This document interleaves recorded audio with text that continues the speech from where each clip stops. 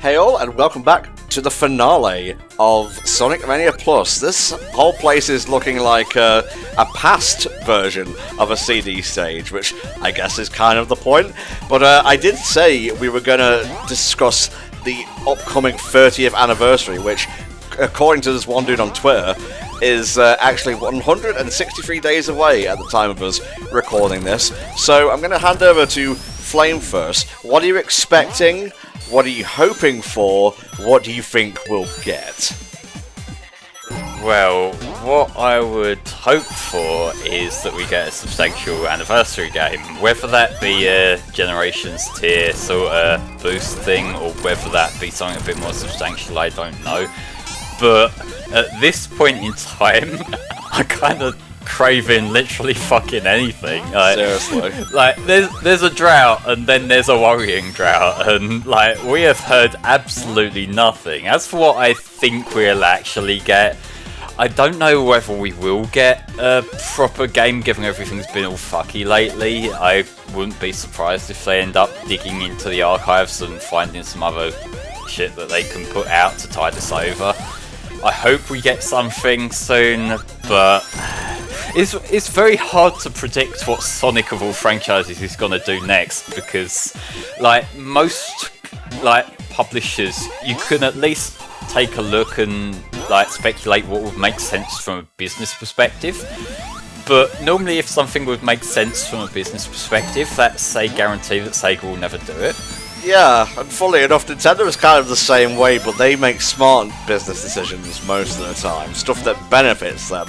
I don't get what this media blackout/silence is helping with, honestly. Even just a single tweet to say, don't worry guys, stuff is still in the works, we'll get back to you when the situation is more tenable, you know? No, but we've got to make jokes about Sonic 06 every now and then, just to remind people things exist, right? Hey, come on. You know Aaron's moved on from that position. Yeah, I know, but whoever's running it now seems to be doing the same thing. It was only a few weeks ago I saw another Sonic 06 tweet.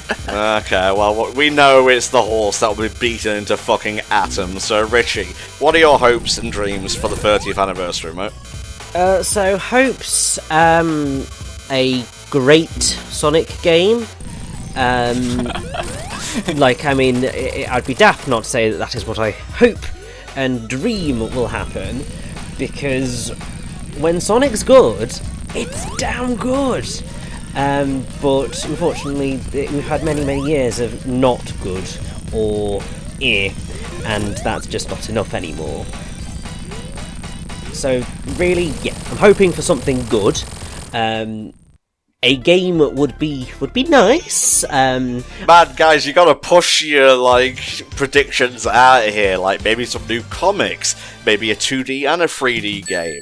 Just a game. We know we're getting a game. That's all but confirmed at this point. Do we, though? What I would specifically like is something that has the ambition of Sonic Unleashed. God, if only. Because they haven't been ambitious with their Sonic games since Sonic Unleashed.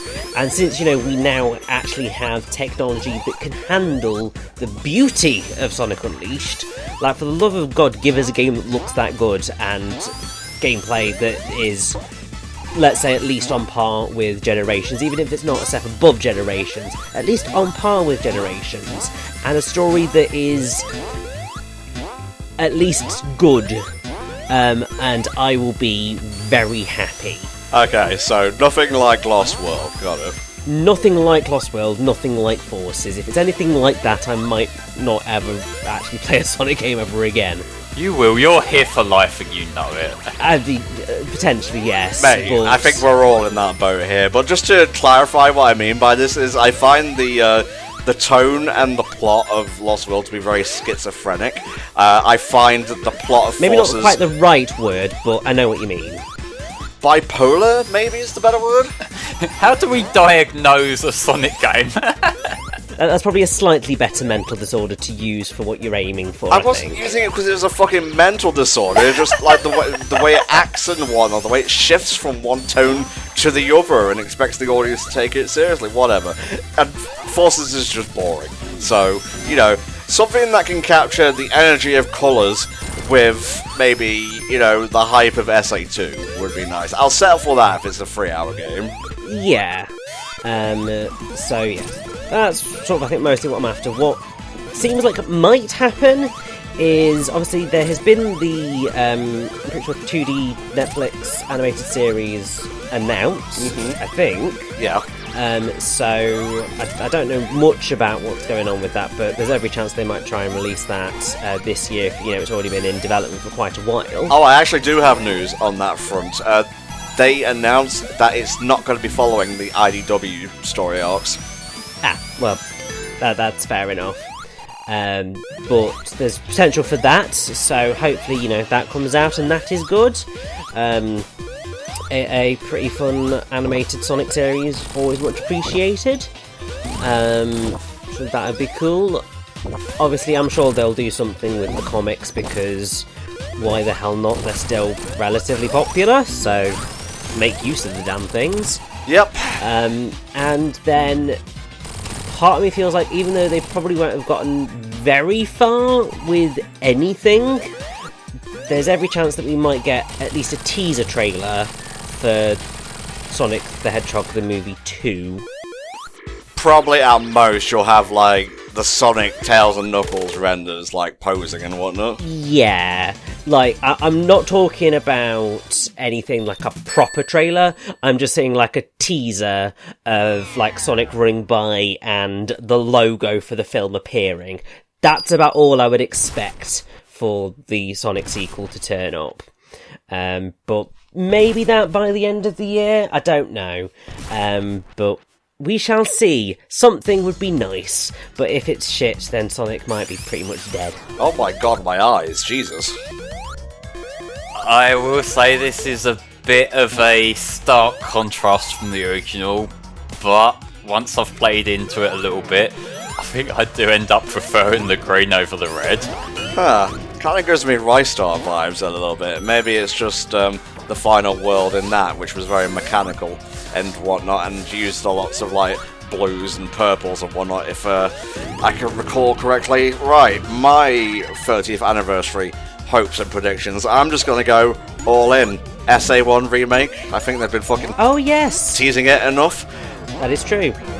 Part of the charm of SA1 was just how like very late 90s, early 2000s jank it was, and I'm not just referring to like the gameplay and whatnot, because the gameplay was honestly kind of solid for the time. It was like the glitches, the technical side that let it down. I'm referring more to like how it handled its characterization, you know, and the dub and stuff like that. And I feel like that's going to get smoothed over, as it probably should be in the modern day, because that kind of stuff, while it's filled with soul because we grew up with it, kind of doesn't really have a place in the modern era. It's sort of like how they smoothed off the edges of Spyro when it came time to do the Reignited trilogy. I'm fine with it, you know, it's still charming as hell, thanks to Toys for Bob's, you know, animation team and whatnot, but you kind of lose a bit of the 90s edge, and, you know, characters are a little bit less of a prick to each other in the Reignited trilogy. So, yeah, SA1 remake, Mania 2, all original levels. Like, if they haven't commissioned Christian Whitehead and his team to be, like, doing this almost the instant the sales results came in from Mania 1, then, quite honestly, either they, like, don't know what they're doing, or they have a grudge against Christian and his team. I'm sorry. I mean, unfortunately, it wouldn't surprise me if that was a thing, because, you know, Sega making smart decisions is not a sentence that gets said. But, I mean, yeah, and also I had forgotten about all the rumours about the SA1 remake, and to be honest, I would be down with that, because I have, to this day, never actually played SA1, so that would be a cool way to experience it, as long as, you know, it was a decent remake and not one of those really god-awful ones that have been sparking up as of late. See, the thing with SA1, and I realise that when I talk about this, a lot of people won't feel the same way, because like the adventure games are a bit of a sacred cow to me. I'll give that disclosure up front.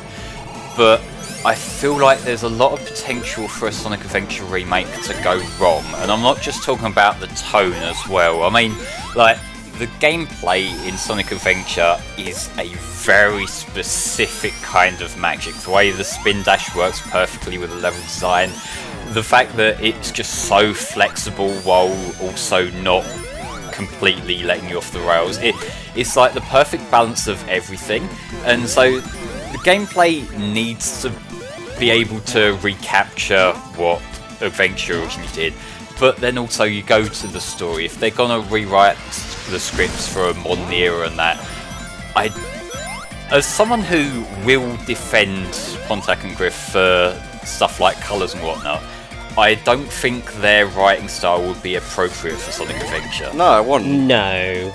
Just because they've obviously, like, it's been said a lot, but they really didn't have experience with Sonic when they took over, and I don't say this as an insult, but it shows. Like, it shows very much that they have made it the wacky cartoon animal show rather than Sonic.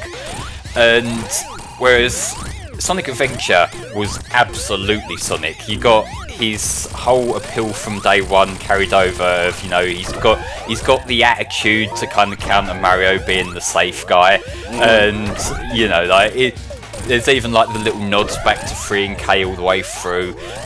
That is like the epitome of a 3D Sonic story, and I worry that if they do try to modernise that, and if they do try to have the current Sonic approach to writing bleeding in, then you would absolutely dilute that. Yeah, I think with that, it's that whole...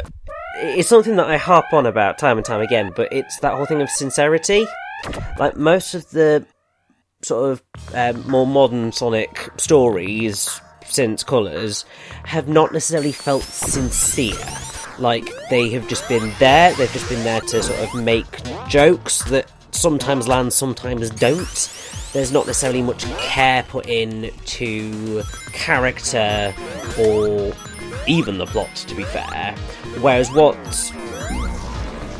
both of the adventure games did, what Unleashed did, what 06 tried to do but didn't quite get away with, is kind of thread that needle of taking itself completely seriously, in terms of the stakes of what's going on, but allowing the characters to exist as themselves within that, and just not...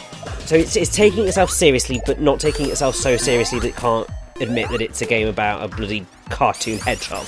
Yeah, like Adventure, for example, you know, there's like humans walking around, and it's like real-life locations, for the most part, based on real-life locations. But there's still, you know, you got your classic springs, you got your casino with Sonic's face in it and whatnot. So it feels like a mesh between, well, halfway... Well, let me put it this way, 1 foot in the past, 1 foot in the future, which is exactly what you needed to bring Sonic to 3D. Like, in a lot of areas, Sonic Adventure 1 is safe. In some ways, it's quite revolutionary, and in other ways, it's quite jank. So, while a remake would smooth out said jank, it would also probably lose a lot of the charm. To say nothing of what might happen to the Chow system. Yeah, that is very true. Yeah, like the Chow, to be fair, did thrive more in Adventure 2 than Adventure 1, but they were still a key part of it, and I feel it would be missing something if they don't get decent representation, you know, like in a remake. And that's something else that is why I feel I really want the next Sonic game, if they're doing that, to have a longer development cycle, because that's not the sort of thing that you can just shoehorn in at the end. That's the sort of thing that in the adventure games they had a thoroughly fleshed out pet simulator going on, and that's what people liked about the Chow. It wasn't just the character designs, it was that you had all these different kinds of Chow that you could raise and breed and, you know, give them specialist stats in different areas. Yeah. You kind of need... Yeah, I think in the adventure games they had a separate team working on that alongside the main game. I think it was the A-Life team, or something along them lines. And that, you know, that is such a big part that, again, if it goes wrong, people will be disappointed by that. Quite. I mean, the way that you probably most easily solve that is just by trying to, as closely as possible, replicate the SA2 approach to the Chow Garden, because while, you know, I have no experience with SA1, I do know that everyone basically just like, the SA1 Chow Garden walked so the SA2 Chow Garden could run. Yeah, that's so if you're going to do the Chow Garden, you want to do the one that is what everyone remembers and loves, which is the SA2 one, and I don't think people would be too mad at them taking that approach, because it's just going, that was the ideas that were had initially, which then, you know, got developed. And I think that would be the right approach if that's what they choose to take, but we'll see. In fairness, though, the SA1 Chow Garden, the Sonic Adventure DX Chow Garden, to be fair, on the GameCube, that was also fully compatible with the SA2 one. Like, you could trade over your Chow from one to the other using the Game Boy Advance game, so the foundations were there enough to support it forward. So really, it does need to be a flat-out evolution, if not just the same as it was in SA2. Yeah, for sure. And, you know, a wild, stab in the dark, left field pick, as it were, Sonic Adventure 1 remake, like FF7 remake. It's the same game, but a little bit different in certain things. Oh, can we have the, like, whole clusterfuck multiverse theory shit going on, though? I want that from Sonic now. To be honest, I would be down with that. Silver comes back in time to, like, stop the remake from being made or something. Oh, that would be amazing. Oh, you know, hey, how's this for a plot point? Boom Sonic comes back in time to try, you know, prevent some of the madness occurring so that he never got created. I'm pretty sure at this point, Blue Arms Boom Sonic was taking out back an old reality. They are not going back to him. Yeah, no, that is fair. I swear they were going to include him as, like, the third pick in Sonic Forces until, like, you know, the whole Boom rating shit fell through. And, yeah, then they just replaced it with the Avatar, but, you know, I don't have any sources to confirm that, so whatever. So, yeah, lots to look forward to, hopefully. My picks may be unrealistic, maybe a little bit too entitled, but, you know, I've been waiting 3 goddamn years for a fucking video game about a blue furry, so give me something here. You know, I'll take a 3D, I'll take a 2D, God willing, I'll take both. Just don't deliver schlock to me again, please, or God, I will buy it, I'll buy it and complain. Oh god, the worst threat of all. I will bitch about it on the internet. Alright, Flame, let's bring it home. Sonic Mania Plus, mate, your final thoughts. I will say that as a cheap DLC built on top of the original game, I like it a lot. It's really nice to have this alternate take on levels, even if it is mostly aesthetic. I feel like this helps give the remade levels that bit of extra character that the original game sort of didn't have, purely because they were mandated to reuse levels. So this is kind of like a compromise that I can set with. I enjoyed replaying through this a lot, and you know, Sonic Mania is great, and more Sonic Mania by extension is great, so more Mania please. That's my take, more Mania please. Let's get a Mania 2 in here. Rishi, you haven't played it, but have you enjoyed your time with Mania Plus? It seems like it's a fun little bit of DLC, so yeah. There we go, and oh Eggman, not your best mecha, I'm gonna be honest, and I guess we're skipping Egg Reverie, so this is the end of Encore mode. Guys, we hope you've enjoyed our playthrough of Sonic Mania Plus, and well, I guess we'll see what's coming for the 30th anniversary. We may do another Sonic playthrough before then, we don't know, but we gotta go now because time's exploding. Bye!